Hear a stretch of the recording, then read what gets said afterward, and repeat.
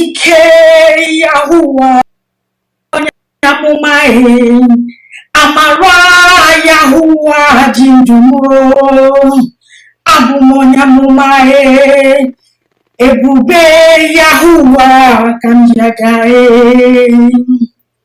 Master Prophet Ibonyamumae Asim eluwanurolumo Nibonyamumae ma ike Yahuwah kijagae ike janyisi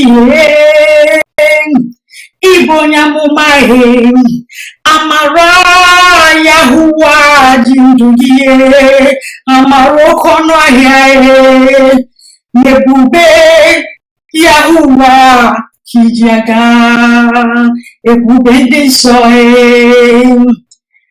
Ibonyamumae asị m ụwa nụrụ olu m n'ihi Ibonyamumae ike Yahuwah kijagae ike jabamba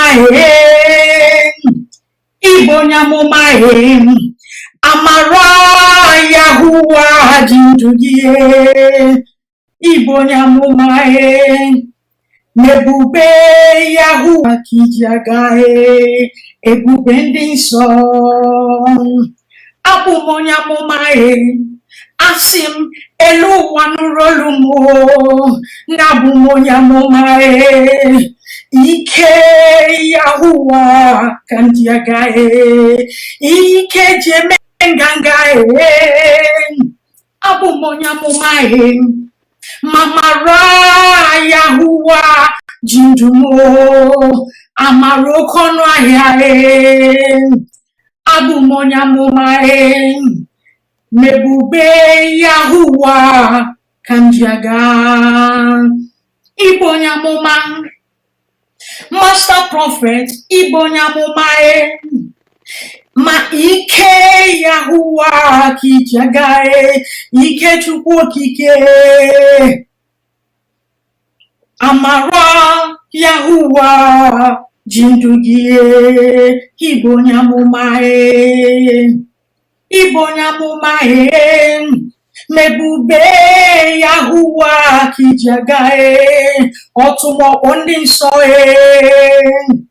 Ibonyamumae amara Yahuwah jindugie Abụmonyamumae asị m elu ụwa nụrụ olu m n'abụmonyamumae ike Chukwu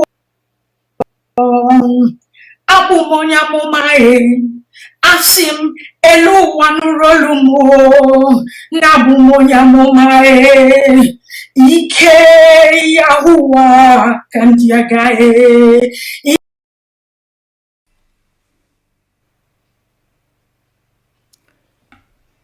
Udo. This is the Master Prophet Young Joshua Yawins, the awakened one of the Biafran people, Biafran spiritual leader, the prophet and the founder of the new Igbo Biafran indigenous religion, Rufana. Ụbọchị taa was 16th of July 2026. Today I will be addressing Adadioranma and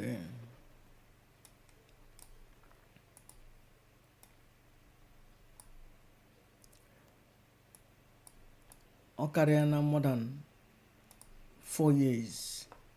Adadioranma jina na-epokom na-adọ mkpụrụkpụrụ. And yesterday, men went to go ahead. And today, I will address the bullshit of Adadioranma.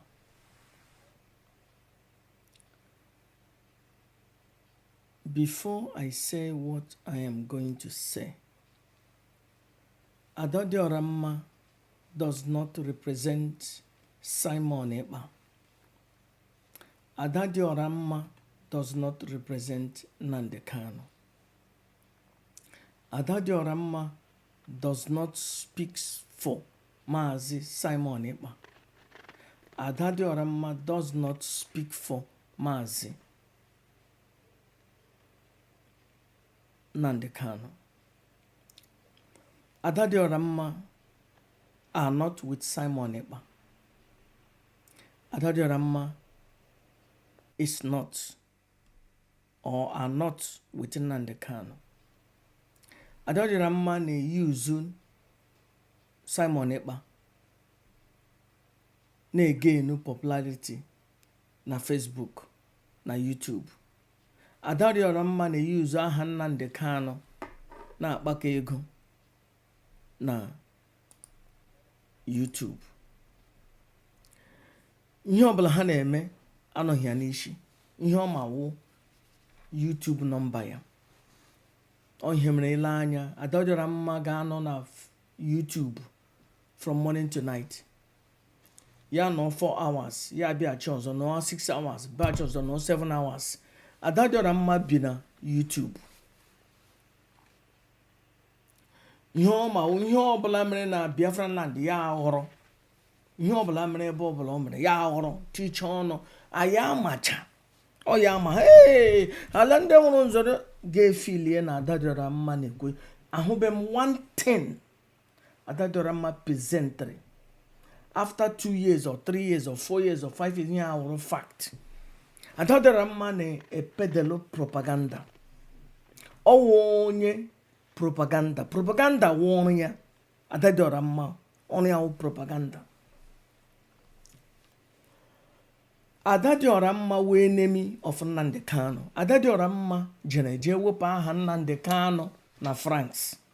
Even mgbe na-enwebe ya agba ọsọ wepụ aha Nnamdi Kanu na France. And today ya pụta ya sị onye ndu anyị Maazị Nnamdi Kanu. Ewepụla Chikedoziem was the only problem Maazị Simon Ekpa ji pụọ from IPOB. Ọ maka Chikedoziem. Agamasị na ọ maka ọ maka Uchechi cancer ka Simon Ekpa ji pụọ na IPOB. Maka ọ hụrụ nkata ha na-akpa. That is why Simon Ekpa apụghị from IPOB because of Nnamdi Kanu. Simon Ekpa pụrụ because of ihe Chikedoziem na Ojiofo na Maazị Uchechi cancer na-eme. That is the reason Ojipo. Before I continue what I have to say, Adadioranma na-emezi attack onye ọbụla na-eme attack Uchechi cancer. Ọ nọzi na the side of Uchechi. Today yeme akaụntụ yeme attack Nwada Achalogo. Echi yeme attack Maazị Ezumezu Nwekwensu. I think yesterday or whatever Omega attack this woman Obi Canada.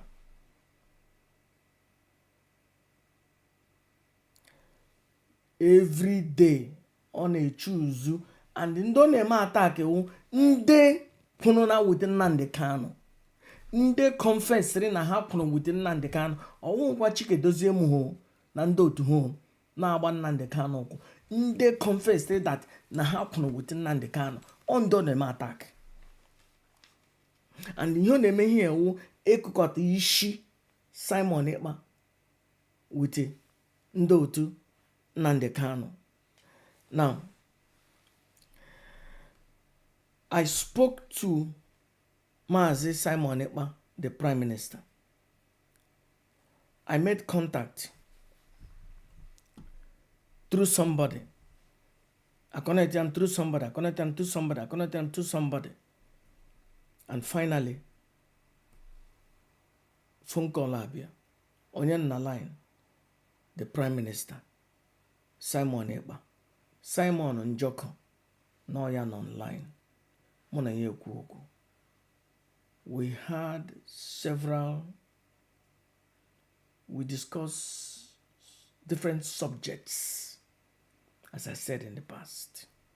which is subjects I will not talk about. But one of them, we talked about Uchechi, Mazi Uchechi cancer. Because Simon Ekpa is privy to ihe niile mere kamgbo eji gide Nnamdi Kanu. Simon Ekpa chi information on ihe niile n'aka. Ihe ọbụla mere from day one, Simon Ekpa ji. So enwe information ọbụla ị chọrọ gbasara ụmụnwaanyị highway, ihe ọbụla mere 3 years ago before egide Simon Ekpa. Information ọbụla mere underground, information about Ujuofu, ihe mere underground, information on Chikedoziem, ihe mere underground, information on Mazi Cancer, ihe mere underground. Simon Ekpa jiri information because ihe niile ọ nọ n'isi before ya apụta. Remember, Simon Ekpa is not my enemy. Mana ya dị na mma. Agọrọla m ya ọfọ ndụ na ahụ isi ike. Jeekwa na mmiri kwuo okwu ọma n'isi ya. Okwu ndị mkpụrụ mbụ mmerụshia ya. And mgbe m jere agbagha m aka bịa jee ejikwa m ihe jee si ihe mkpụrụ mbụ na mụ na onye agharịla na mma hapụ na ya. Simon Ekpa wee enyi m. Simon Ekpa nwanne m. Enwe ihe dọgara mụ na ya. Kamgbe 1 week, emene m approach different people. Ịhụ na enwere udo na IPOB.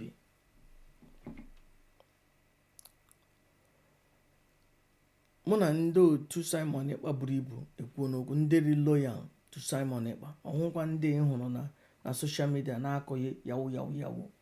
Most of the people ịhụrụ na social media na-akọ yawu, they are not loyal to Simon Ekpa. Anaghị ege Simon Ekpa ntị.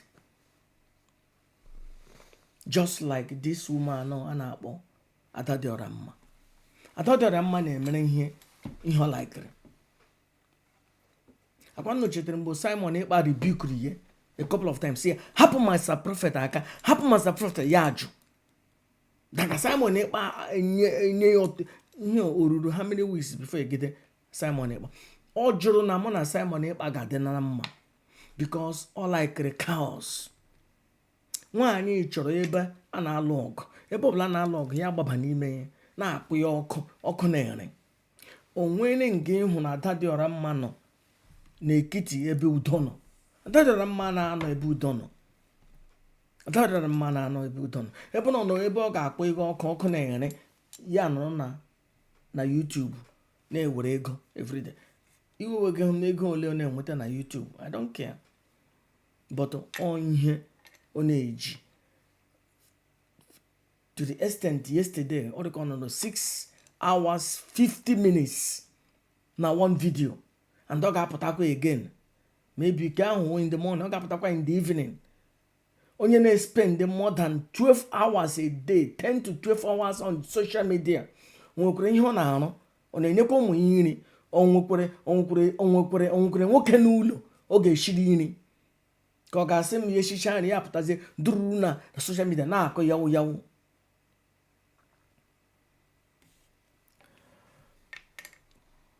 For your information, Adadioranma,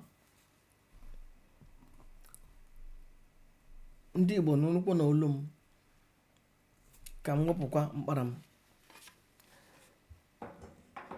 A threat gana home, I am not threatening her spiritually. No. I am not threatening her physically. No. There is no way engineer a threatening her. No way. I come the ọcha. But him si Adadioranma. Him dere ibe Adadioranma. Na iwu onye iro Nnamdi Kanu. And na iwu onye iro Simon Ekpa. You just need to take advantage of these two people that cannot defend themselves. ọ gị jineje wepụ aha Nnamdi Kanu na France. 2 weeks ago, Nnamdi Kanu with the new DOS members. Everybody was happy. Not trying those idiots, those ndefulefu. O take one day. Kambu 1 week. Adadioranma na-eme Kanu nta attack. Adadioranma hụrụ na Kanu nta gara aga kwuore Achalugo okwu. Adadioranma ememe Achalugo attack. Adadioranma ememe Kanu nta attack. Adadioranma ememe attack. Yesterday, emere contact yesterday. Ma ihe gbasara Simon Ekpa. Ekwuru m with different people. Ele otu a ga-eme iji nyere ne Simon Ekpa aka. Ekwuru m a lot of people okwu. Ndị nọ na high places na IPOB. The only person in ne ekwube this subject that although anyị discuss otula ihe mbụ Kanu nta. But all the next person m chọrọ discuss na. But lady ihe o kwuru yesterday. Oh, na ọrụ na ha ga-achọ ide leta ahụ. Na Kanu nta a ga-ekwe ka ide the letter. So, ya wụrụ na enwere leta ị chọrọ ka ede. Gị na-akparị Kanu nta on the social media. Last week is no onye oshi, no onye ama, no sabo, no an idiot, ya na Master Prophet. So that means ịma na enwere leta ị chọrọ ka ọ dee. So gị na-akparị ya on the social media. So that means ị chọrọ ka ọ dee the letter. Ka ị nyegeye an advantage isi no aga m ede the letter maka ihe Adadioranma. For your information, I contacted a lot of people here gbasara Simon Ekpa. Enwebe officially na Simon Ekpa make it be clear to me that they need any letter from IPOB or from Supreme Commander Nnamdi Ezebino. Ajụọna m 2 people ajụjụ. Ndị nọ n'ofe, ndị dị loyal to Simon Ekpa. As I speak, today is 16th, enwebe onye gbara m clearly na enwere certain letter ị nidiri. Lekwa otu eji nidi, lekwa otu eji nidi. Ihe anyị na-anọ ihe ndị onye ọbụla na-ekwu na social media. Enwere letter ị nidiri, enwere letter ị nidiri, enwere letter ị nidiri. Enwebe onye ndị nọ gidigbam with Simon Ekpa emebe ha articulate to me na enwere letter ị nidiri ije nyere Simon Ekpa aka. Ha may articulate. They're working the one. Aga m press a button to ndị niile nọ n'ofe n'ihe gbasara IPOB. No ndị ọbụla dị close to Supreme Commander Nnamdi Kanu. Aga m make sure na Nnamdi Kanu, Nnamdi Ezebino, Supreme Commander, onye ndu ga-anọ maka ya. But gane ihe Adadioranma kwuru yesterday. Ka today ka o kwuru ya. Ọ kparịga Kanu nta. Na ya ma ya wụrụ na enidiri leta ahụ na Kanu nta Kanu a ga-ekpe n'onye oshi n'onye ama. Achọrọ m ije waste my time download with that rubbish video here on na-eme 10 hours 20 hours. I have no time for that. Enwe m ohere for that bullshit. As you have to understand, this woman no onye ọbụla na-atụ ya ụjọ. Onwe onye chiri take this woman on. Onye ọbụla nọ n'aha Adadioranma na-agba ọsọ na-agba hapụ nwaanyị. They are working the one akara m aka. Ejene m hụ Chukwu. Ejene m where there is no witcher. Ejene m ebe maybe enwebe onye Igbo dịrị ndụ jere n'ene pụta. Ejene m nga the source of ihe niile bidoro pụta. Agakọn m abịa mụ na nwaanyị ịbịara ama aka. Mụ na Adadioranma ga-ama aka. But ihe m gwaga ya wụ na iwe neme Nnamdi Kanu, iwe neme Simon Ekpa. Ịnọ no nwere actually use the word underground, this bullshit in the ndị dos ndị efulefu Chikedoziem nọ ndị otu ha na-eme ha si na-eme ihe underground. Anyị na-ediskọs ka ele ana m ahụ ihe na-efili ihe na-efili energy na-enwe premonition ihe ga-eme na-emebe eme na-eji nwayọọ na-achị maneji so that ka ghara inwe egede ga-agba ọzọ between IPOB ka enwe udo na family. Na press button here and there na-press button here and there na-akpọkọta ndị mmadụ ọnụ ka enwe udo. First thing m mere wụ ikwuru na Simon Ekpa okwu.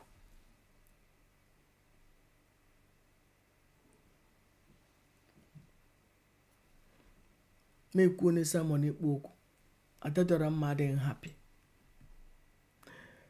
95% of those people they loyal to Mazi Simon Ekpa, the Prime Minister, they were happy.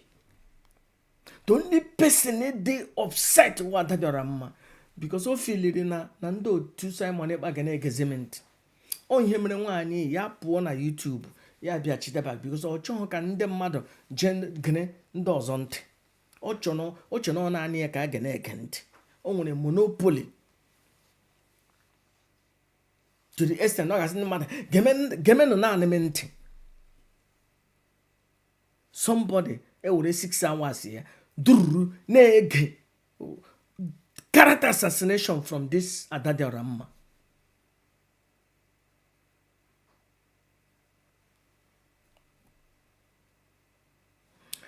I just from lot on maybe I think no Orube 1.5 hours ago or 2 hours. I have to sleep. Adadioranma,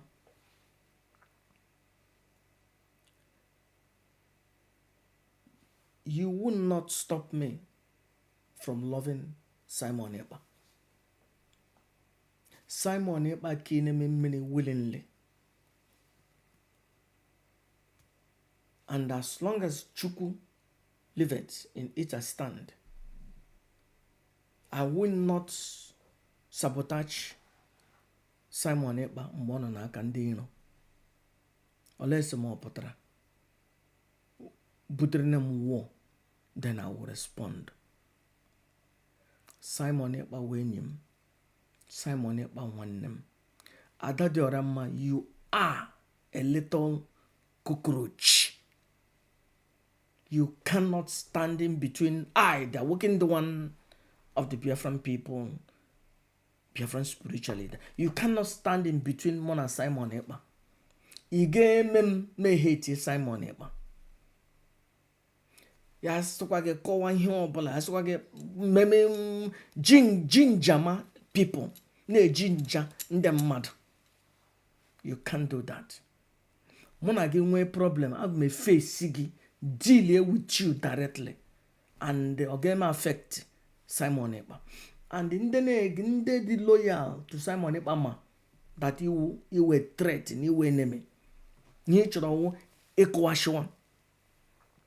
Now, gina ele ihe na-akpọ ya Ngozi Orabaeze maybe gina harị na mma, gina oge nke harị na mma, gina ka harị na mma, gina onye ka harị na mma, gina onye ka ihe Simon Ekpa created.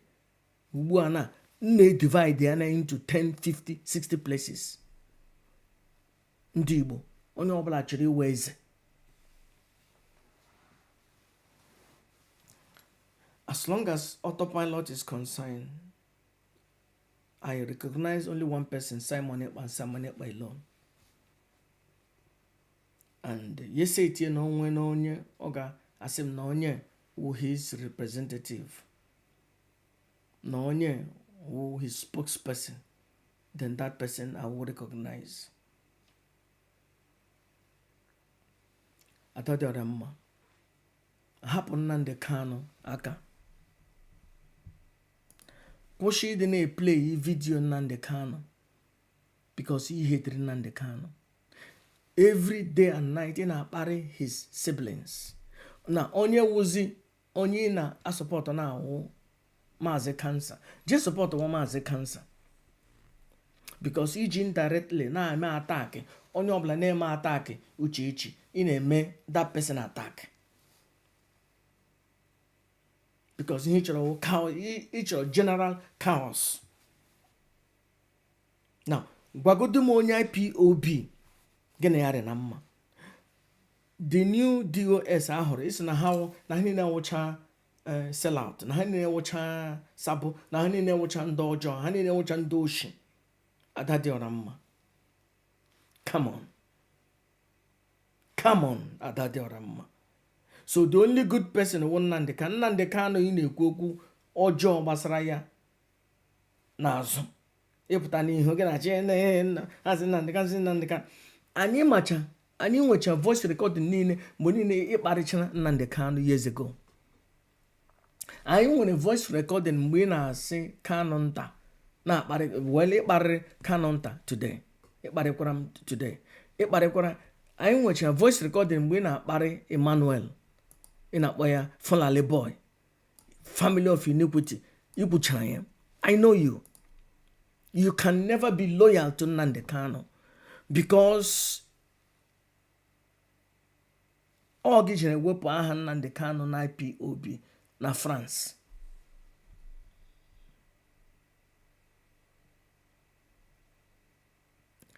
Anyị ma ihe mere. I am done with you, Adadioranma. People na atọ gị ụjọ. They are wicked one. Aga m atọ gị ụjọ. Even nna ya atọ nwaanyị ụjọ ọwụ gị. Adadioranma ga-apụta onye na-agba egwusi. What I wele ihe ị na-eme na social media 7 hours every day. So gị je ọrụ ịrụcha 10 or 8 hours lọta ọrụ. Ga nọkwa na social media another 10 hours or the possible. Sometimes on ugbu a lehi na kono I think to 1. Sometimes on na 2 a.m. 2 European time, 2 p.m. 2 a.m., 3 a.m. on live.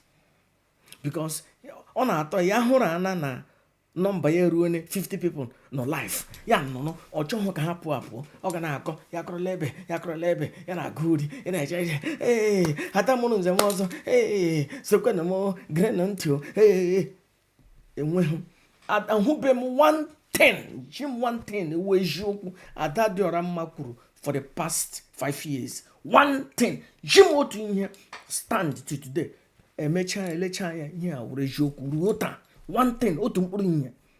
Gwa m one person Adadioranma buru ebubo till today after 1 year or 2 years or 3 years agba ya acha ya were eziokwu ka o kwuru. Ọ propaganda ka ọ na-ebu. Ndị ụmụnne anyị nọ na Biafraland Adadioranma na-akụkọta isi ha na-egburu isi onwe ha. Ndị nọ na ala bekee Adadioranma na-akụkọta isi ha na-alụ nweta ọgụ. Ndị otu Simon Ekpa Adadioranma na-akụkọta isi ha ugbu a na o setiena ozi Nnamdi Kanu. Naanị onye lọvụrụ Nnamdi Kanu, onye ọzọ lọvụrụ. For information, onye ọbụla chiri ije visit Simon Ekpa na Finland, onye ọbụla nọ Europe, you are free to go. Simon Ekpa our brother. Simon Ekpa nwanne anyị. Simon Ekpa lụrụ ọgụ as a man. I want to tell a story. A man nwere ụmụ abụọ.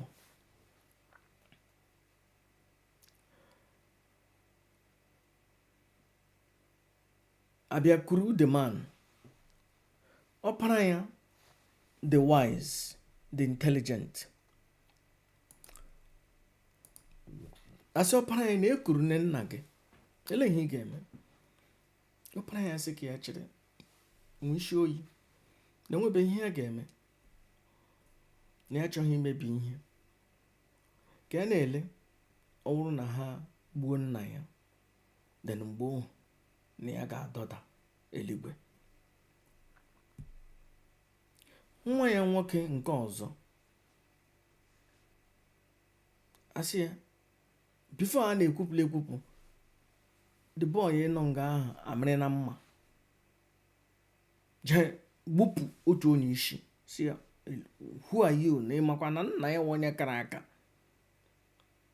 fana ya mịa na mma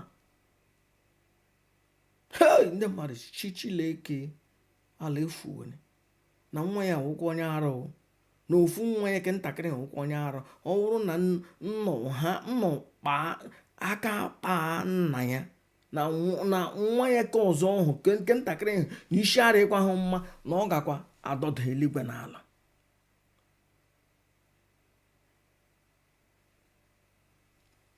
Ya wụrụ ihe wụrụ akụkọ wụrụ ilulu. Simon Ekpa did things.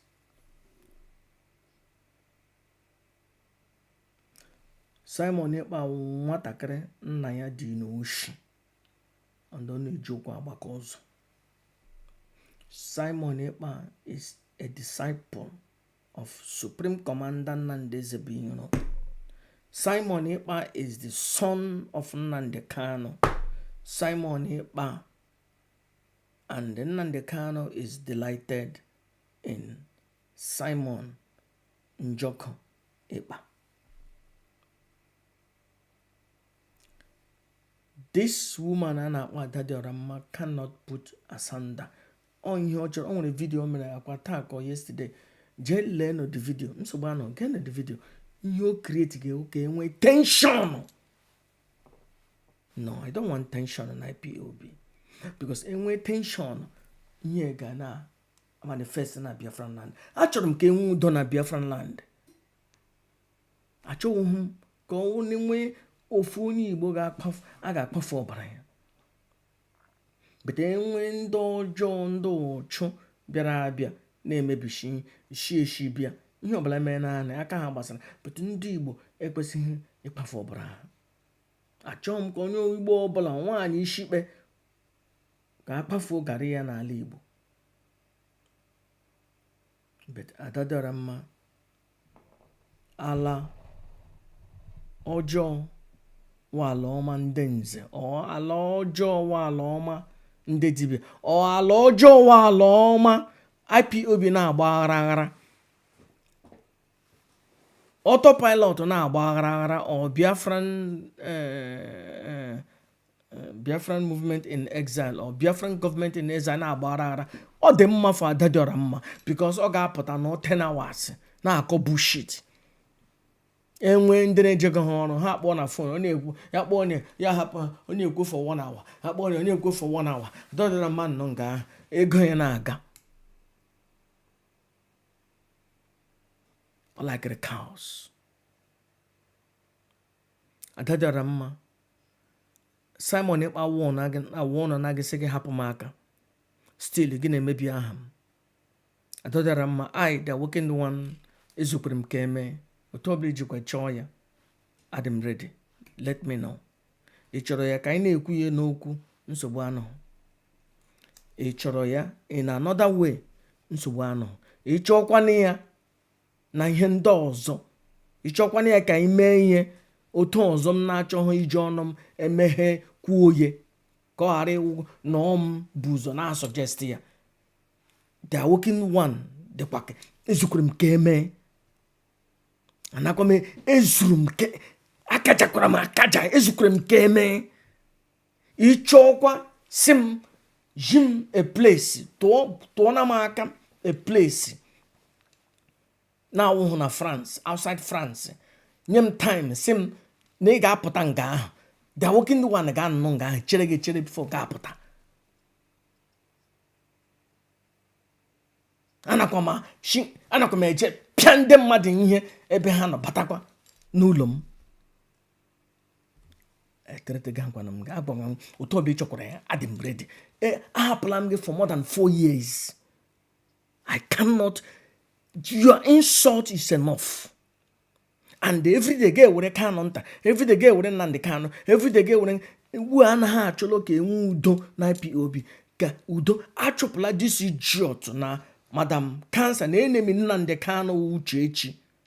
Ugbu a silence na but now you want to create tension between autopilot na ele ihe butere autopilot.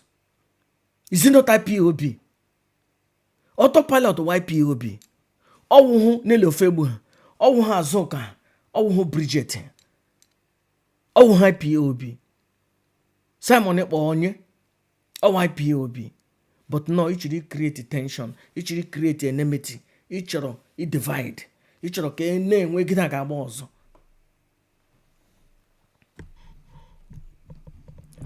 Before I go, enwebe ahụbe m an official request ihe n'idiri otu n'idiri a ga-eje enyere Simon Ekpa aka.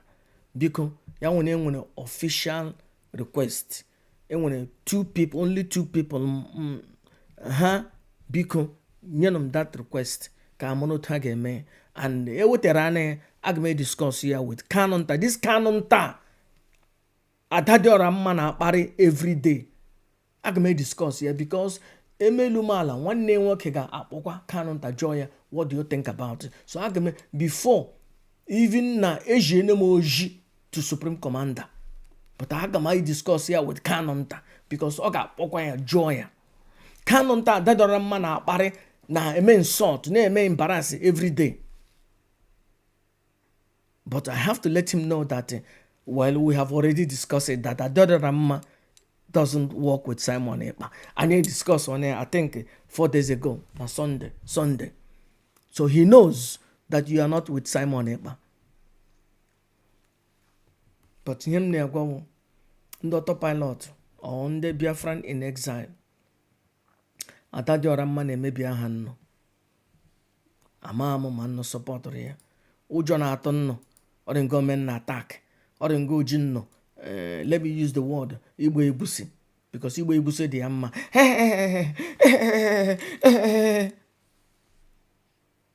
O nwere time ịpụta 10 hours in a day. But leenu ihe nwaanyị na-eme wita aha Simon Ekpa.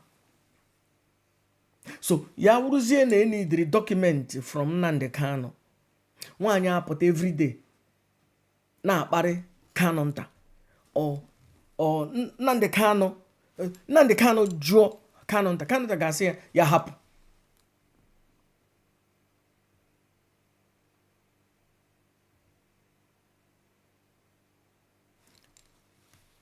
Ọ kparịga naanị Nnamdi Kanu, ọ kparịga naanị Kanonta, ọ kparịga even the new DOS. The new DOS wụ ndị ọjọọ.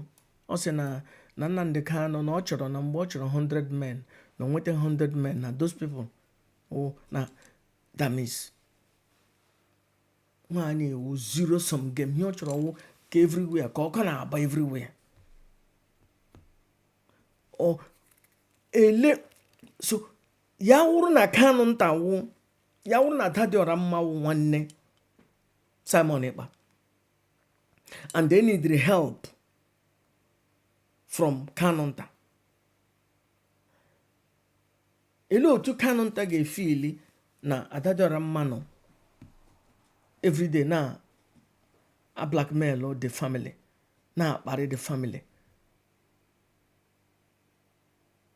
Adadioranma is a threat. Adadioranma nọ there ka o mebishi anya.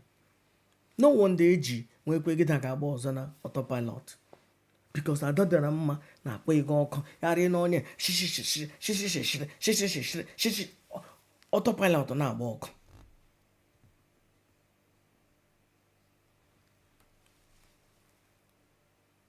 Mụ na onwe m, ndị ọzọ na-atọ gị ụjọ. Ihe m ataki Achala Ugo batara yesterday na support nwanne omena ya attack. Oh, I remember yesterday ekwugo m okwu, mee mistake. Achọrọ ịkpọ aha Darlington, so mee mistake use aha ihe m na-akpọ ya before. So biko Darlington, ya wụ na ịwọchiri ya gbaghara na m biko, it was a mistake. Echitego m aha ya, m sị eleweda aha this guy may use ihe m na-eji akpọ ya mbụ. Biko Darlington, ịbatala na our family or our group, or you are now with us, and need him use aha ndị ha na-akpọ gị in the past. So biko ya nwere ya gbaghara na m na it was a slip of tongue. Adadioranma chọrọ ka a na-akụwashi na-eche because ala ọjọọ wa ala ọma Adadioranma ka onwe ike duru na-akọ bullshit na-analyze ọ naanị ya ma otu na-eji eme analyze onye ọbụla. Adadioranma ga-analyze nwoke ma analyze nwaanyị na analyze ya agbara ma analyze Chukwu.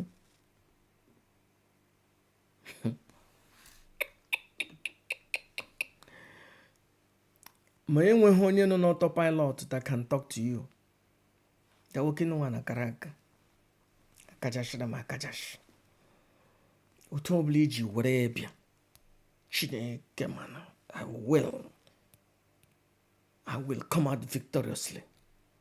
ebe ọbụla otu ọbụla iji chọọ ya ya nwoke nwa onweghị ọbụbụrishi m ga-ada n'ala akachashira ma akachashi. Ịchọkwa nwa ịnwa akwanụ and m ga-enwe akwanụ m ihe mene gịnị nke gbasara gị.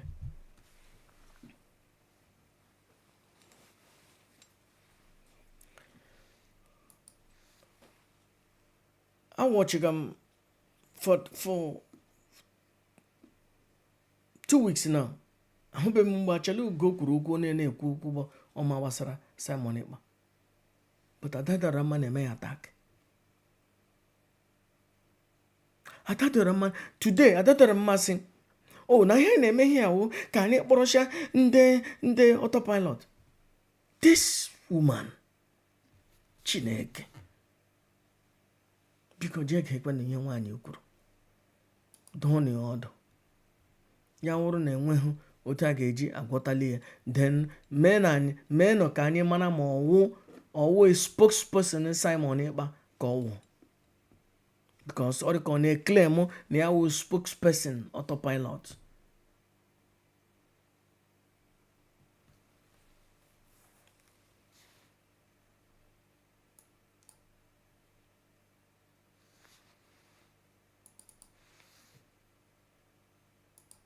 Friends, Igbo onye dị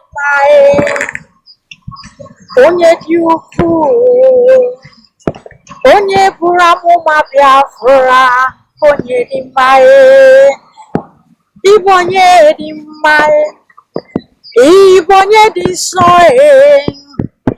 onye amụma Yahuwa, master prophet, gọzie anyị, gọzie ala Biafra, onye na-agwọ ọrịa, onye dị mma, master prophet, onye dị mma, master, onye dị ukwuu, onye mere anyị ka anyị dị mma, master prophet. Igbo onye dị mma, onye dị ukwuu, onye buru amụma Biafra, onye dị mma. Igbo onye dị mma, Igbo onye dị nsọ,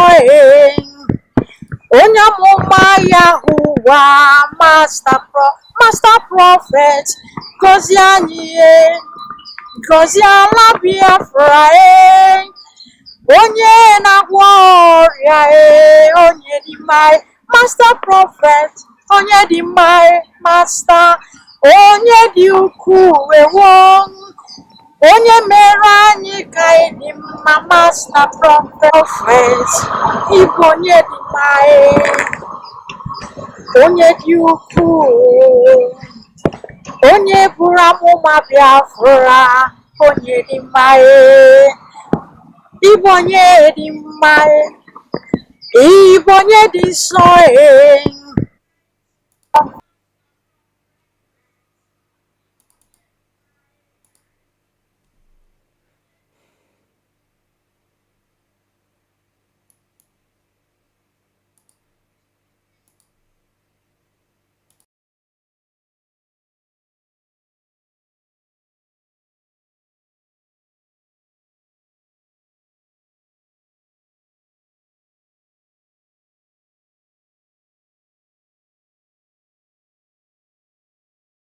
Rolumo n'Igbo onye amụma, ma ike Yahuwa kijagae ike dị anyị isi Igbo nyamụma amara Yahuwa dị ndụ gị amara oke ọnụ ahịa ebube Yahuwa kijaga ebube ndị nsọ Igbo nyamụma asị m ụwa nụrụ olu m n'ihi Igbo nyamụma ike Yahuwa kijaga ike ji aba mba Igbo nyamụma amara Yahuwa dị ndụ gị Igbo nyamụma ebube Yahuwa kijaga ebube ndị nsọ abụ m onye amụma asị m elu ụwa nụrụ olu m na abụ m onye amụma ike Yahuwa